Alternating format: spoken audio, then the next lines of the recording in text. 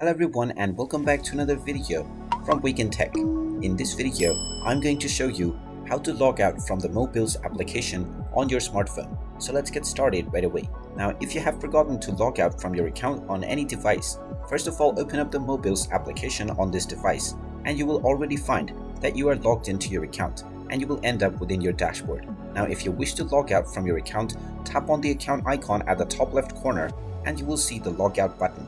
Go ahead and tap on logout and you will be asked whether you are sure that you want to log out from your account, and all of your local data will also be removed. Tap on the yes button and now you will be logged out from your account on Mobills right away. If you wish to log back in, you can tap on I'm already registered and then use your Google account or your email address and password to log back into your account. And there you have it.